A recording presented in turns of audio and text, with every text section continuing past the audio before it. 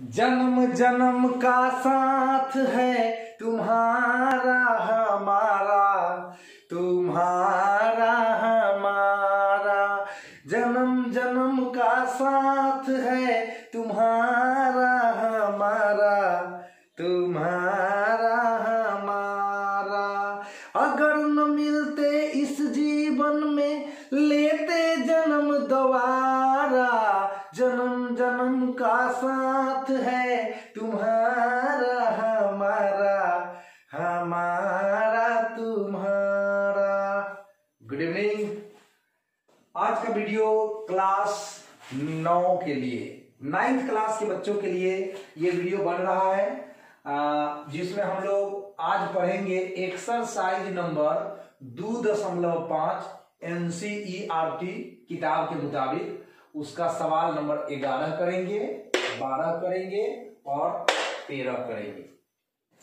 आज की इस वीडियो में हम देखेंगे 3 सवाल का सॉल्यूशन एकदम आसान शब्दों में, सीधा दिमाग पर अटैक करेगा। आइए गुणनखंड कीजिए। सवाल है 27x³ + y³ + z³ - 9xyz। इसका हमें गुणनखंड ज्ञात करना है। चलिए क्वेश्चन उतारिए फटाफट। 27x³ + y³ + z³ - 9xyz। आप तमाम विद्यार्थियों को पता है कि किसी भी मैथ को सोल्व करने के लिए एक फॉर्मूला की जरूरत होती है। बिना फॉर्मूला का कोई मैथ्स नहीं बनता है। तो चलिए हम 27x³ को लिख सकते हैं ना, 3x का पावर 3, 3 तिहाई 9 तिहा 27 आ जाएगा। y³ अपने जगह पर है, एज इट इज उतार दिया गया है। z³ को भी उतार दिया गया है। 9xyz को क्या मैं लिख सकता हूं? 3 × 3x × y × z मिला लीजिए, 3 तिहाई 9 xyz, फिर से आपको मिल जाएगा। चलिए अब ऐसा लिखने के बाद यह एक फॉर्मूला को फॉलो करने लगा। किस फॉर्मूला को फॉलो करने लगा? अब उस फॉर्मूला को मैं लिखता हूं। a³ + b³ + c³ - 3abc। इसका रिजल्ट होता है a + b + c × a² + b² + c² - ab - bc - ca। हो गया ये फॉर्मूला।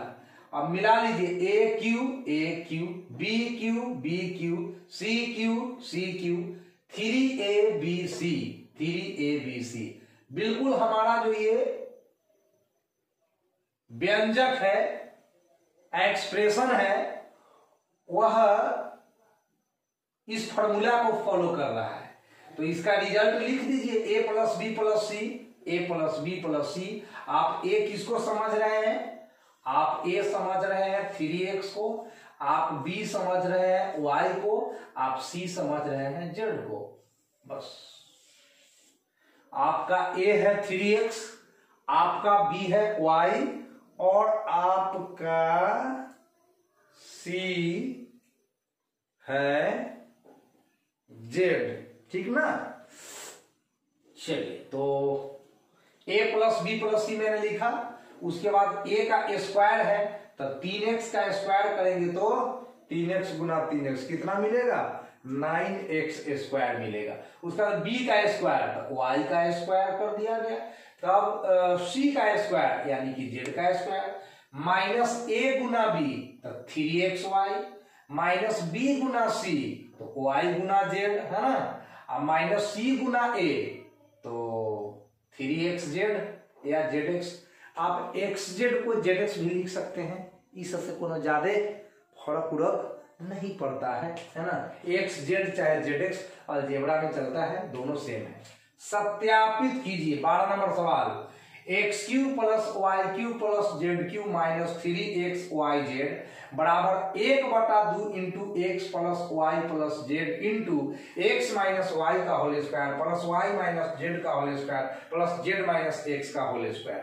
इस क्वेश्चन को प्रूफ करना है। तो चलिए हम RHS लिख लेते हैं। क्या लिख लेते हैं? RHS मतलब राइट हैंड साइड, दायां पक्ष भी इसको बोलते हैं। तो बराबर के बाद जो है 1/2 x plus Y plus Z x minus y का whole square plus y minus z का whole square plus z minus x का होल स्क्वायर मैंने लिख दिया। अब a माइनस बी का होल स्क्वायर आप पढ़े हैं, x माइनस वाई का होल स्क्वायर मतलब a माइनस बी का whole square, a square minus 2ab plus b square. उसी तरह से y माइनस जेड का whole square a square minus 2ab plus b square. उसी तरह से जेड माइनस एक्स का whole square a square minus 2ab plus b square पे तोड़ दिए।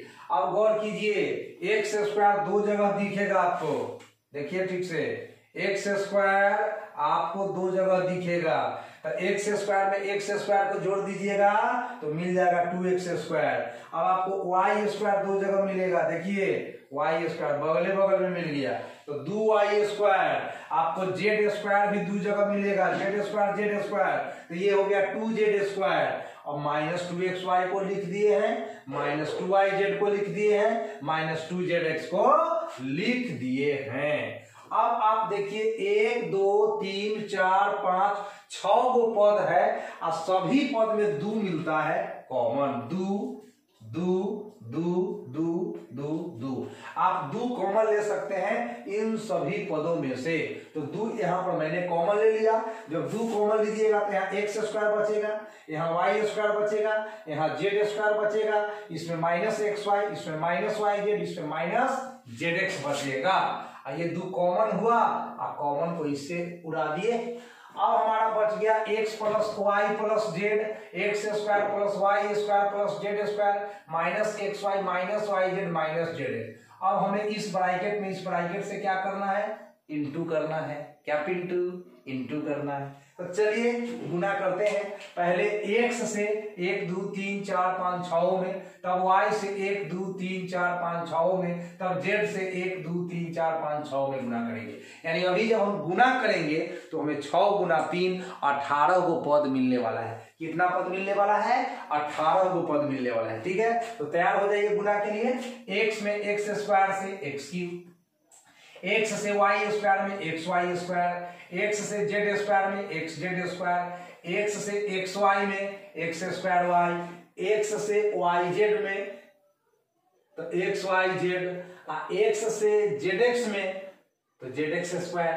इसी तरह से वाई से तीनों में गुना, 6 में गुना करके यहाँ पर लिखा हुआ है ना। जेड से एक्स स्क्वायर में देखिए एक्स स्क्वायर जेड, जेड से वाई स्क्वायर में वाई स्क्वायर जेड, जेड से जेड स्क्वायर में जेड क्यूब। इस तरह से जेड से सब में गुना कर दिए। अब कुछ टर्म्स कट जाएंगे, कैंसिल हो जाएंगे, समाप्त हो जाएंगे। तो वो कौन कौन है देखिए, प्लस माइनस एक दूसरे का दुश्मन होता है यहाँ पर। तो एक्स वाई स्क्वायर यहाँ प्लस में दिख रहा है, कहीं एक्स वाई स्क्वायर माइनस में दिख जाए तो बोलिएगा। एक्स वाई स्क्वायर यहाँ प्लस में है, ये लीजिए एक्स वाई स्क्वायर माइनस में। एक्स जेड स्क्वायर प्लस में है, एक्स जेड स्क्वायर यहाँ माइनस में गया।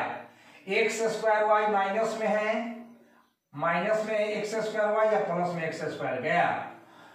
उसके बाद Z X square, Z X square यहाँ माइनस में है, यहाँ प्लस में कट गया।